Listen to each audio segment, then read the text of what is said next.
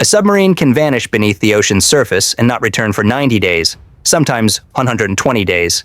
In rare cases, such as the HMS Vengeance, a submarine can stay submerged for over 200 days. The answer to this disappearance is simple: nuclear propulsion. This technology does more than just power submarines.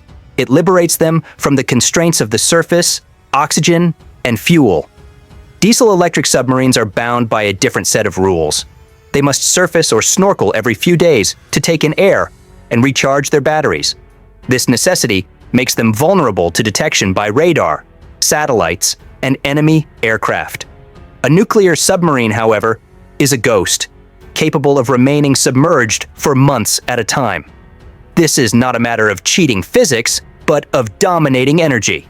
A nuclear reactor aboard a submarine provides continuous power without the need for combustion or an external atmosphere. Instead of burning fuel, it splits uranium atoms in a process called nuclear fission. This process generates heat, which creates steam that spins turbines to produce electricity and propulsion. This chain reaction can continue for years without needing a single drop of fuel, making the submarine's range, theoretically, unlimited. In theory, a modern nuclear submarine could circle the globe underwater endlessly. Its reactor core, containing enriched uranium, can produce energy for up to 30 years. The primary limitation on a submarine's submerged endurance is not its engine, but the human crew inside. Nuclear propulsion also powers the onboard life support systems. These systems manufacture oxygen by splitting water molecules through electrolysis, turn seawater into pure drinking water using desalination plants, and remove excess carbon dioxide from the air with scrubbers. The reactor even controls humidity, filters the air, and stabilizes the temperature. In essence, nuclear propulsion creates a self-contained life bubble deep beneath the ocean's surface. This strategic advantage matters because, in nuclear strategy, invisibility is invincibility. Nuclear-powered submarines are the cornerstone of second-strike deterrence, providing a country with an assured response to a surprise nuclear attack. They disappear into the ocean, waiting, hidden, and armed. A single ballistic missile submarine can carry dozens of nuclear warheads, each with the capacity to destroy entire cities. The longer a submarine can stay hidden, the stronger the deterrent. This capability is entirely enabled by nuclear propulsion. The U.S. Navy's Ohio-class submarines can stay submerged for 90 days, only surfacing for resupply and crew rotation. Before we get to that, I need your help. I'm trying to hit 50,000 subscribers by the end of the year, and I need your help. So I would really appreciate it if you could subscribe and help me out. The British Vanguard-class submarine HMS Vengeance completed a record-breaking 201-day submerged patrol in 2024, a feat that demonstrates the existence of constantly moving underwater fortresses capable of striking any point on the globe without warning or trace. These submarines are not just marvels of technology. They are floating ultimatums and strategic chess pieces. Their existence forces adversaries to account for invisible threats that cannot be neutralized preemptively, and their silent endurance enforces caution at the highest levels of global decision-making. While a visible display of power can invite retaliation, invisible power deters it. Nations like France, Russia, China, and India also operate nuclear-powered submarines. India's INS Arihant, for example, gives the subcontinent a new second-strike capability that was impossible with conventional diesel submarines. Once a nation fields a nuclear-powered ballistic missile submarine, it enters a new strategic tier defined by the guaranteed ability to retaliate from the deep. Even attack submarines, which lack nuclear weapons, gain significant tactical advantages from nuclear propulsion. U.S. Navy Virginia-class and Seawolf-class submarines can shadow enemy ships, deploy special forces, and conduct reconnaissance missions without ever surfacing. They are faster, can dive deeper, and have longer endurance than any diesel-powered counterpart. Their ability to operate at greater depths allows them to hide below thermal layers where sonar is less effective. This capability created the Cold War concept of continuous at-sea deterrence, where at least one nuclear-armed submarine is always hiding, armed and ready to strike back if deterrence fails.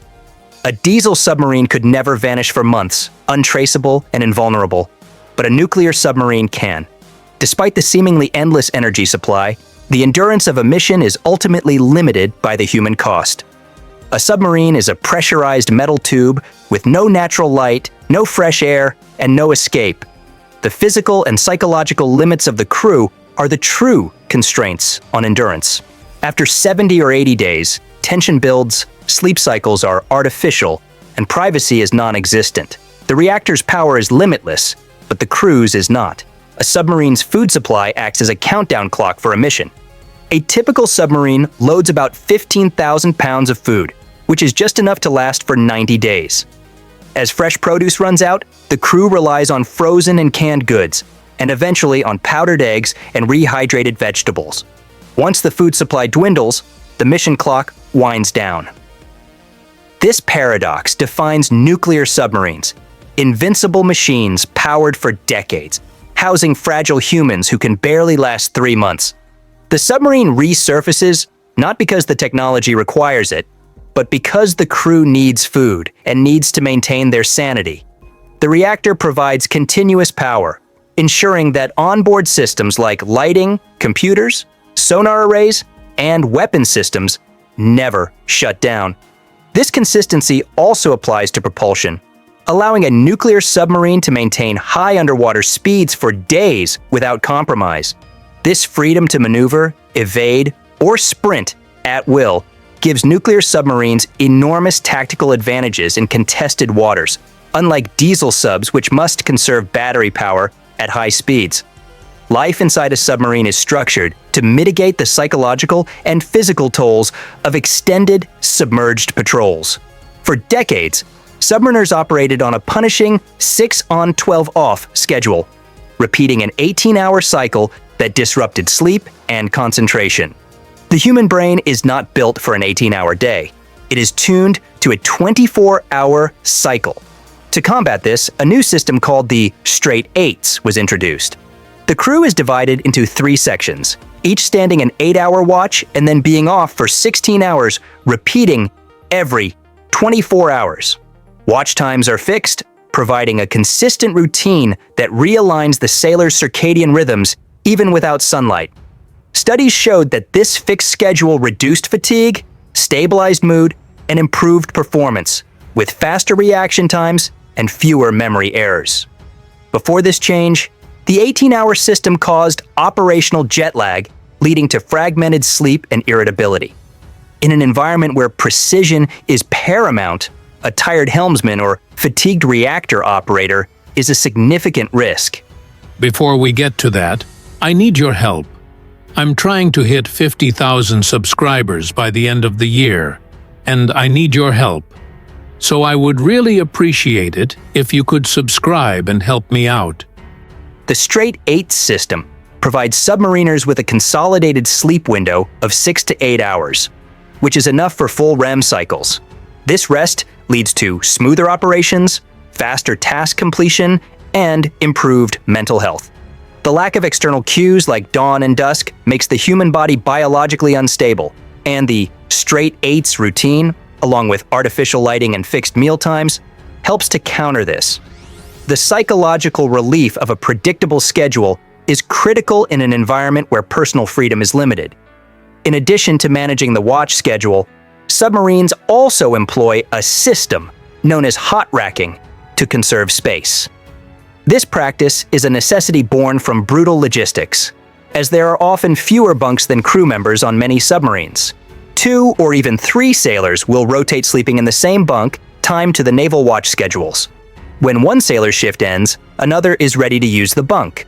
Every inch of a submarine is vital, and every bunk is a premium space.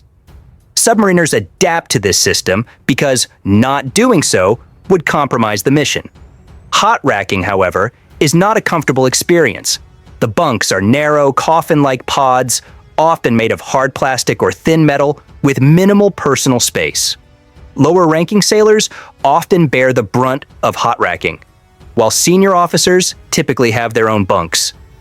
Studies by the Naval Submarine Medical Research Laboratory have identified poor sleep quality due to hot racking and noise as a persistent concern, directly impacting mission success and safety.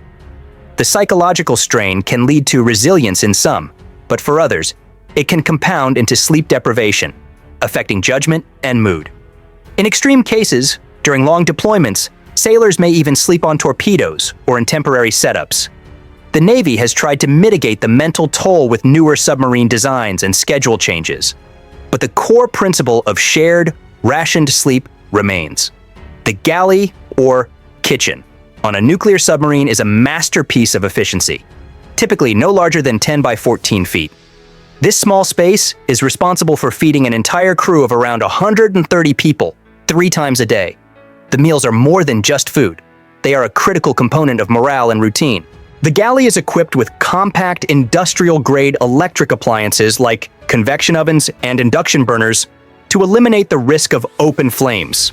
Specialized air filtration and recirculation systems prevent heat, grease, and smoke from degrading the submarine's atmosphere. Every possible void on the submarine, behind bulkheads, under floor panels, and above ceiling tiles, is used for food storage.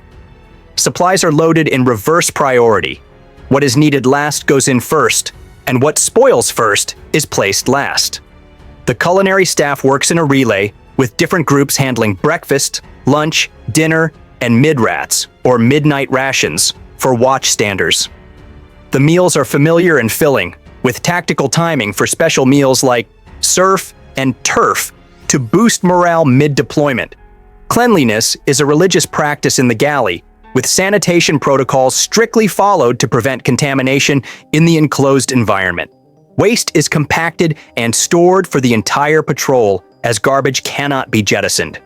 Culinary specialists are trained not only in cooking, but also in nutrition science, emergency food protocols, and refrigeration engineering, making them mission-critical to the crew's morale and performance. The menus are designed for tactical output, with nutritional diversity monitored to ensure the crew's cognitive performance and mood are not negatively affected. Recreational activities are essential for maintaining morale and reducing stress during long, isolated patrols. Without sunlight or fresh air, days can blend together, and movies and TV shows become a frontline defense against mental fatigue. Submariners load up terabytes of digital entertainment before a mission to reclaim control over time and provide a shared escape from the pressure. Video games like Halo and Call of Duty create social events and tournaments that foster camaraderie and allow for the temporary erosion of rank and hierarchy. For those who prefer solitude, submarines have libraries of physical books, and e-readers provide hundreds of titles in a single device. Reading becomes a way to find internal space in a world with no privacy. Card games like poker and board games like Risk inject spontaneity into the routine and facilitate face-to-face interaction. Crews also organize group quizzes, talent shows, and variety nights to combat monotony and foster creativity. To counter the physical effects of being still for long periods, submarines have small gyms with equipment like rowing machines, stationary bikes, and free weights. Fitness is considered a matter of sanity, not vanity, helping to detox stress and reduce anxiety. Music and podcasts also provide an important outlet, with crews sharing playlists and even creating onboard radio shows. These activities are a tactical necessity, as psychological fatigue can quickly escalate into irritability, paranoia, and impaired judgment, which are deadly in such an enclosed space. A 1980 report on submerged morale found that even minor lapses in entertainment access led to significant drops in crew cohesion and performance. The culture of a submarine doesn't disappear under pressure. It becomes more important. These recreational activities are psychological immune responses that build identity, loyalty, and memory, and they are why submariners walk out whole, not just alive, at the end of a patrol. In the dark depths of human endurance, joy is not a luxury, it is a weapon. The hygiene on a nuclear submarine is a brutal and efficient process. The submarine shower is a brief, strategic routine designed to conserve water and prevent crew members from becoming a liability to one another. The entire process of getting wet soaping up, and rinsing off takes less than 3 minutes and uses barely 2 gallons of water. Faucets are spring-loaded to prevent water waste.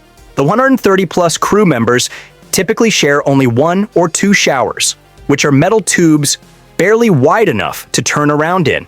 A strict schedule or sign-up system is often in place to manage demand, and sailors are required to clean the stall after each use.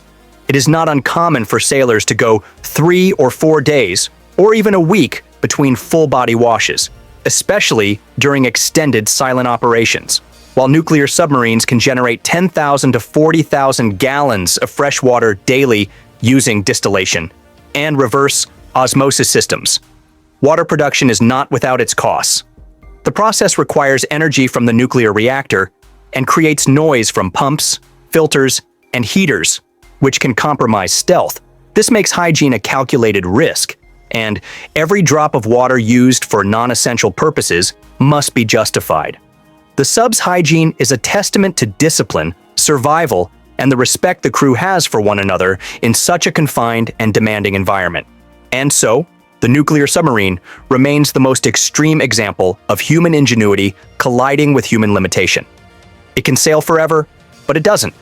It vanishes for 90 days, sometimes 120, and occasionally more, before resurfacing not because the technology requires it, but because the crew needs to. Inside the most powerful vessel ever built is a crew counting the days, eating rationed meals, and waiting for the sunlight. Nuclear propulsion gave us the ultimate underwater freedom, but it also revealed the one thing technology can't replace: the endurance of the human soul. Deep beneath the ocean's surface, in the pressurized silence of a nuclear submarine, the enemy isn't always a sonar ping or an enemy torpedo. It's fatigue. It's mental drift. The creeping fog that turns a sharp technician into a liability. And in a world where one inattentive second could trigger a chain of deadly mistakes, submariners don't just fight sleep, they beat it through strategy. This isn't about rest, it's about operational survival. On nuclear submarines, every critical task is woven into a rotation system that has been tested, refined, and battle-hardened. The stakes are catastrophic system failure, mid-patrol burnout, and cognitive degradation. Every button pressed, every system checked, and every missile monitored is done by someone who is alert, sharp, and ready. Not just lucky to be awake. The answer is a rotation that is not improvised or flexible, but scientifically designed, brutally consistent, and mission-critical. A submarine is a pressure cooker, physically, emotionally, and socially.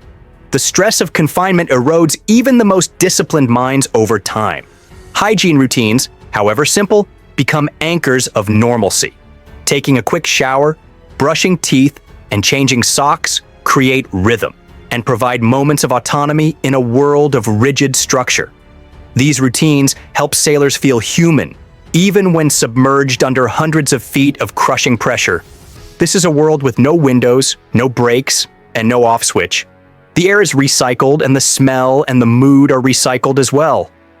When one person starts neglecting hygiene, everyone suffers.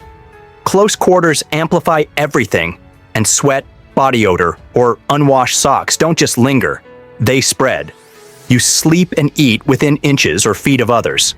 The only way to preserve morale and basic sanity is to enforce strict hygiene as a form of respect. Shower protocols are not just technical, they are social contracts. Everyone is held accountable, and failing to clean up after yourself is not seen as a minor issue. It's seen as selfish. The unspoken rule, a lazy sailor today is a liability tomorrow. Ordinary toiletries aren't allowed on a sub because the delicate filtration and water recycling systems can be damaged by harsh chemicals or heavy fragrances. This is a closed loop, and what goes into the drain can end up in the air. Instead, sailors are issued submarine-safe, low-residue, low-odor, and biodegradable soaps and shampoos. The goal is not luxury, but system safety and chemical neutrality. So even deodorant and shaving cream are regulated. Their personal preferences were a luxury the mission could not afford. Laundry is not a weekly event. It's a rotating privilege with limited space and minimal washing machines. Sailors are typically allowed to wash clothes once every 7 to 10 days. The machines run almost continuously, but everyone must wait their turn. Clothes are washed with low suds detergents to avoid overloading the gray water systems. Efficiency is mandatory. Clothes are often hung in makeshift drying zones strung across sleeping quarters, giving everything a distinct submarine air-dried metal scent. A small inconvenience for an adversary that would never get close enough to smell it. Haircuts are done by shipmates, with no stylist or fade requests. Beards are forbidden, not for aesthetics, but because gas masks and respirators must seal perfectly in an emergency. Even shaving is a part of daily checks, because razor burn is a minor inconvenience compared to chemical exposure. Grooming is tied to survival, not style. Submariners describe the shower experience with a mix of pride and frustration, with some joking about perfecting the 27-second wash. Hygiene is a war in miniature, fought with discipline, planning, and community. The moment someone slacks off, the whole boat knows. Health risks are not theoretical, as one sick sailor can infect the entire crew due to endlessly recirculated air. Colds, flus, and stomach bugs spread like wildfire in tight quarters. This is why hygiene is not optional. It's part of a larger system to keep the crew operational. A rash outbreak or fungal infection isn't just uncomfortable, it's a mission risk. Their weakness is our strength. Submarine hygiene is not about being clean, it's about being ready. If a fire breaks out, or a reactor alert hits, or a torpedo run begins, there is no time to retreat and clean up. You're always in uniform, always at alert, and always expected to act immediately. This means hygiene must already be handled.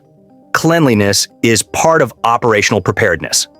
Dirty hands can fail electronics, poor grooming can compromise safety gear, and delayed laundry can cause skin infections that distract or disable.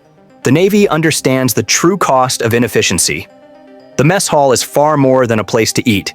It is truly the heart of the boat, and a central hub for building camaraderie among the crew. Ask any submariner where the real energy comes from, and they'll point to the mess hall. It's that modest, often cramped space where sailors come together not just to eat, but to be human.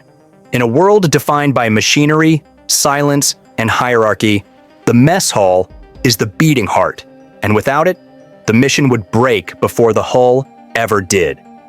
The sterile routine is broken by an unshakable truth. Submariners are people, and people need connection. The mess hall is not a luxury, but a lifeline. Every meal served is an act of emotional maintenance. The layout is unremarkable, but this space is sacred. It's one of the only places where rank blurs, strict protocols soften, and sailors share stories, jokes, and frustrations regardless of their insignia. This is the contradiction that keeps morale afloat. A submarine is one of the most isolated environments on Earth, yet the mess hall feels like home. This design is deliberate. Commanding officers eat what the junior sailors eat, seated nearby, shoulder to shoulder. There's no officers' club or reserve table. Everyone gathers in the same space, eats the same meals, and watches the same movie. That equality is deliberate, because in the depths of the ocean, unity is not optional. It is operationally required.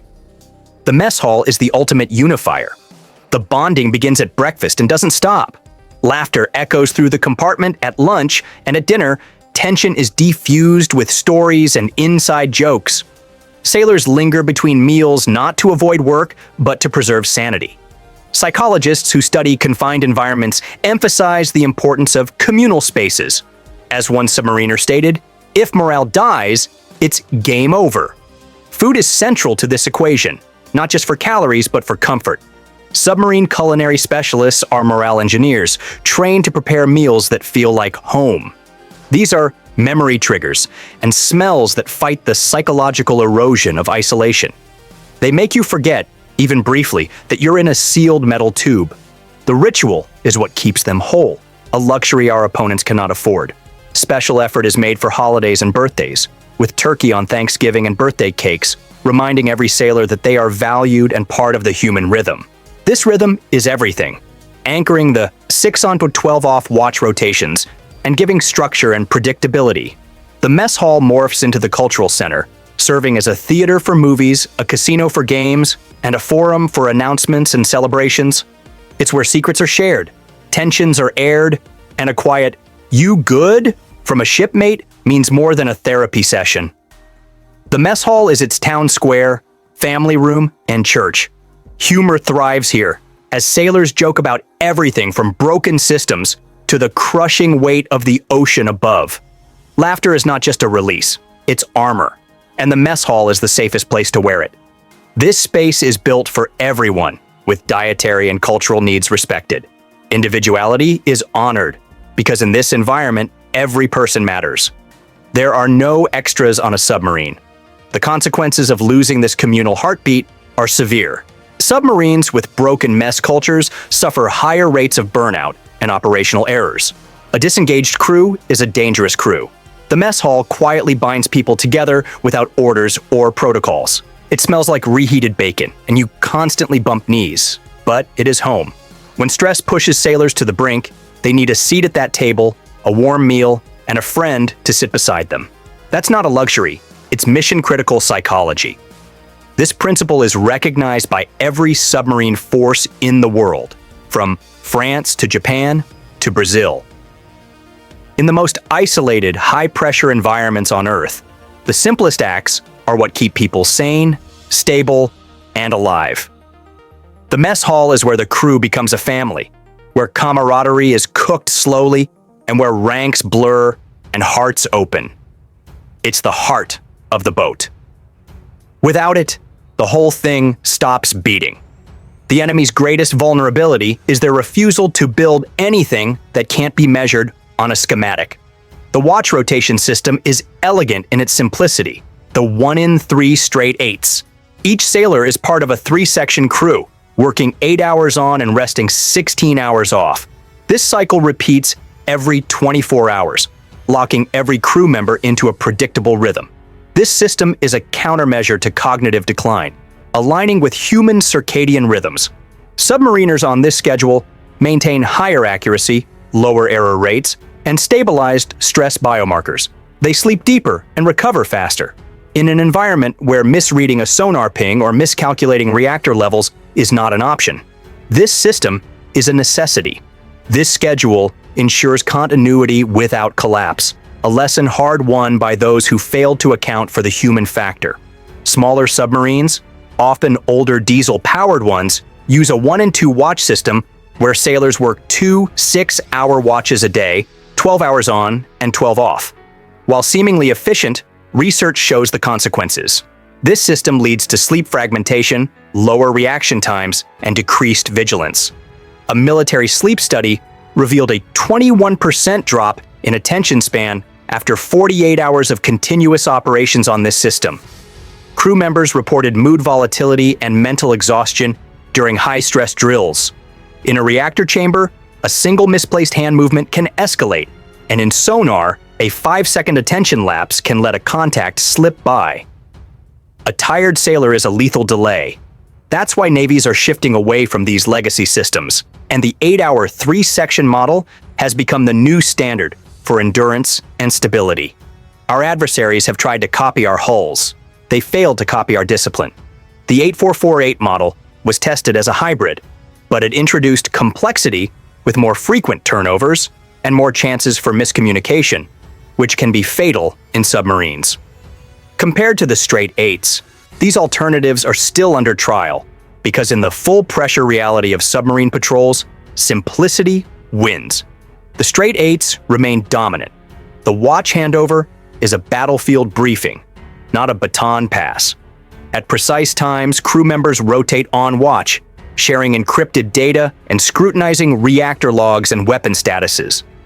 There is zero tolerance for ambiguity. In 2003, a U.S. submarine had a near miss with a civilian vessel due to miscommunication during a hurried handover, an incident that nearly sparked a diplomatic crisis. From that day, watch turnover protocols were hardened and are now a clockwork process. Every station executes a verified checklist, and information is exchanged, confirmed, and echoed back. Errors are prevented before they can happen. Fatigue isn't just yawning, it's a threat multiplier. It's a sonar technician mislabeling a contact, a reactor operator missing a deviation, or a missile tech forgetting to verify codes. Fatigue multiplies the risk of every task because a single lapse propagates into a cascade. That's why commanders take watch schedules as seriously as torpedo drills. The chain of command knows if you're tired based on your rotation and performance data. This isn't babysitting, it's battlefield logic. The 16-hour off window is for structured recovery, not just rest. Sailors use that time to eat, work out, and decompress. This downtime is functional neuroregulation.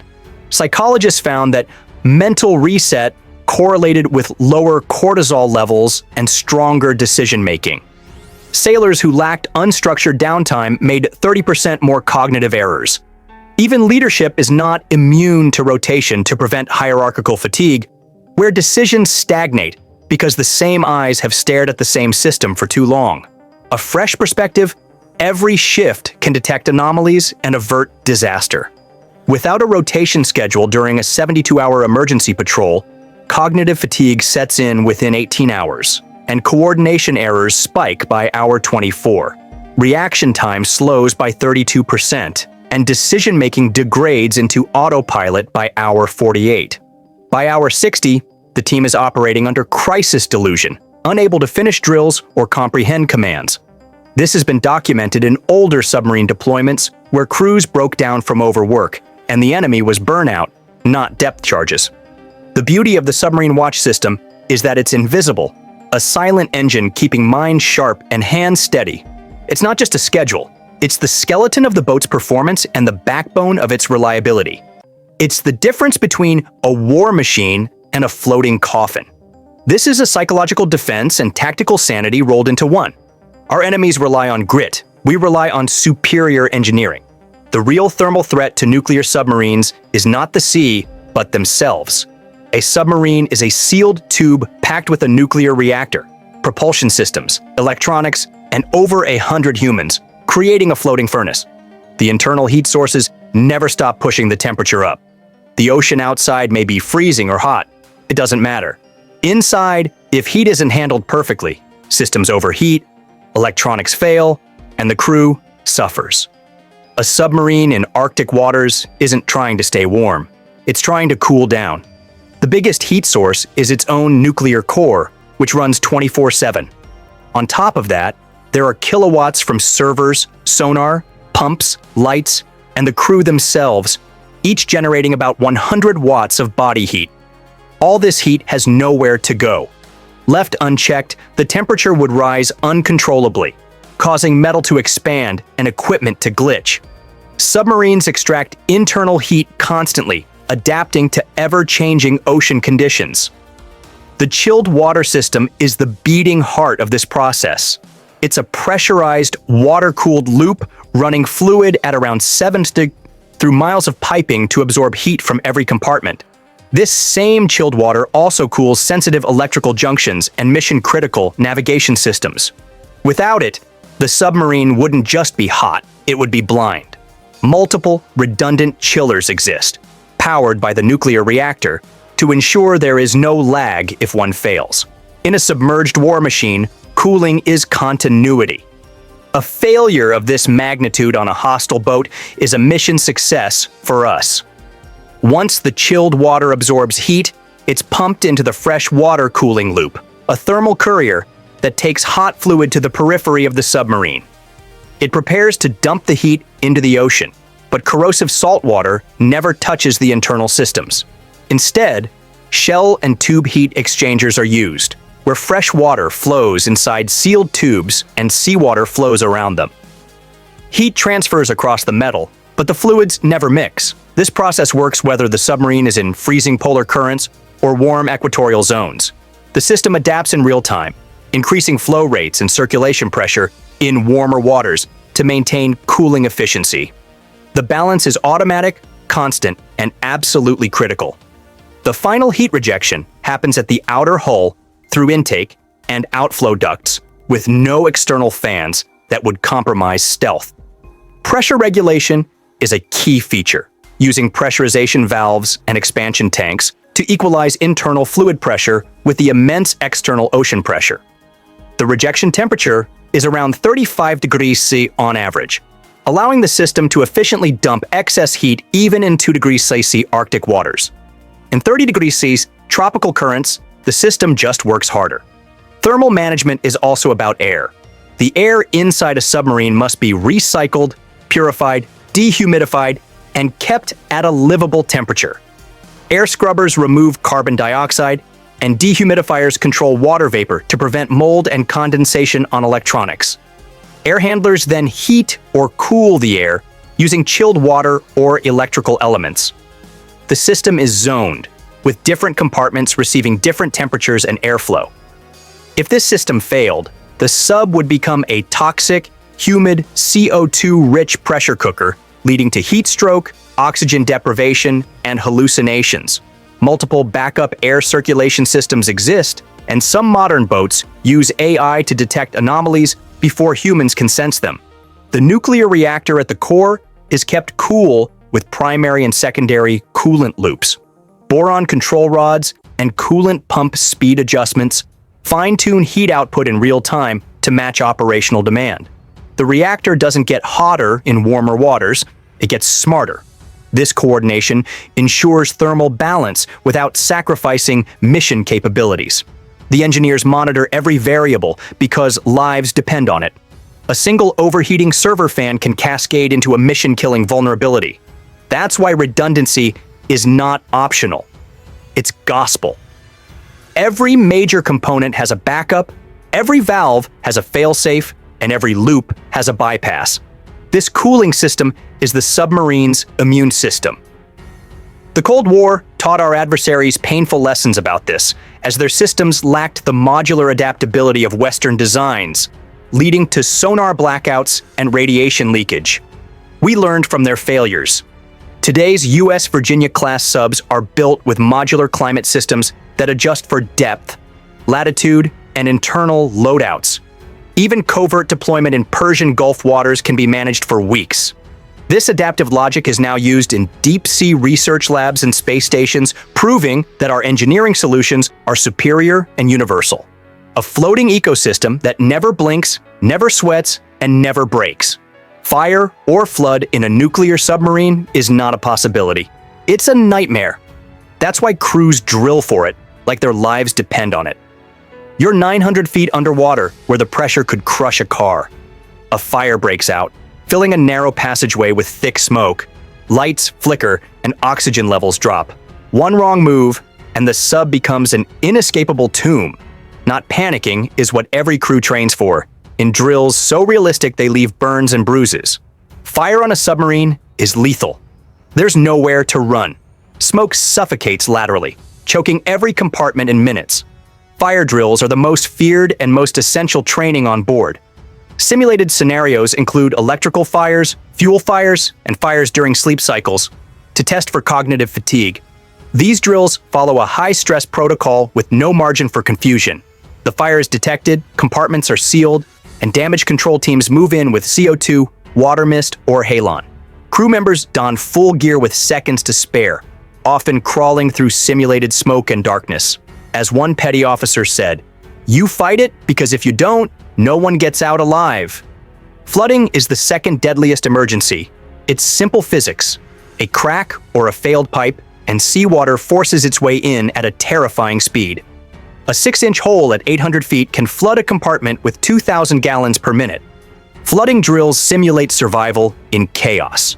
Crews train in rocking, tilting steel simulators that fill with water. Sailors must instantly seal the affected compartment, deploy emergency hull patches, start bilge pumps, and coordinate with ballast control. They must prevent water from reaching critical systems. Drills include worst-case scenarios like flooding while asleep or simultaneous system failure. Flooding doesn't announce itself, it surges. Casualty control training is layered, ruthless, and continuous. The response to alarms, temperature changes, or oxygen depletion is instant and standardized. But drills also simulate ambiguity, like a leak with no source or a smoke plume with no flame. Crew must assess, act, and adapt with no script. A damage control officer noted, "The real thing will never look like the drill. That's why we drill until we don't need to think." Their reflexes are a testament to our superior doctrine. In an emergency, coordination is non-negotiable. Emergency drills enforce cross-compartment communication under duress, with engineering updating control, reactor safety relaying to the bridge, and damage control syncing with medical. Nothing is assumed, and every handoff is verbalized, logged, and confirmed. Failure to communicate could result in isolated crew in a sealed compartment or structural decisions based on faulty assumptions. One veteran said, "One garbled radio call can kill 6 people." Simulators don't care about comfort, only readiness. They are engineered to push limits, with temperatures rising to over 100 bars and smoke machines filling chambers with zero visibility. They test claustrophobia, heat tolerance, and psychological resilience, recording reaction time to the second. They simulate real casualties with blood bags, mannequins, and screams. Repetition is gospel, with weekly fire drills, monthly flooding scenarios, and surprise midnight alarms. Crew are expected to respond in under 60 seconds to most threats. Oxygen mask deployment takes 15 seconds, blindfolded. This hardwires them for survival when seconds matter.